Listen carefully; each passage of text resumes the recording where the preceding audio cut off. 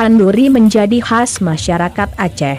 Dalam masyarakat Aceh bila mempunyai hajat, apakah itu ketika mendapat kenikmatan sesuatu atau ditimpa musibah, biasanya melaksanakan handuri. Handuri itu sebagai pengabdian atau tanda ingat kepada Yang Maha Kuasa. Handuri itu dilakukan dengan menjamu saudara, tetangga dan kerabat untuk makan bersama, utamanya yang kurang mampu. Maka ada istilah handuri hidup dan handuri kematian. Handuri selalu dipandang dan terkait dengan status sosial, orang kaya atau tokoh masyarakat. Handuri pernikahan, untuk pesta perkawinan Aceh.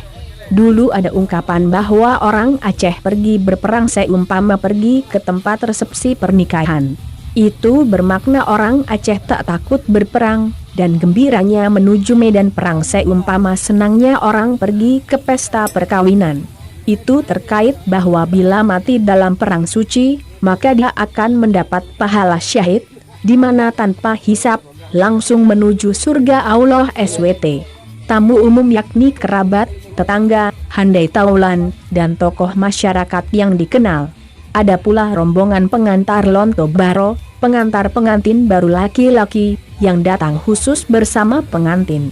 Jumlah rombongan disesuaikan dengan perjanjian, dan tergantung uang hangus, biaya pesta yang ditanggung pihak laki-laki, yang disepakati terlebih dahulu, melalui seulangke, perantara resmi.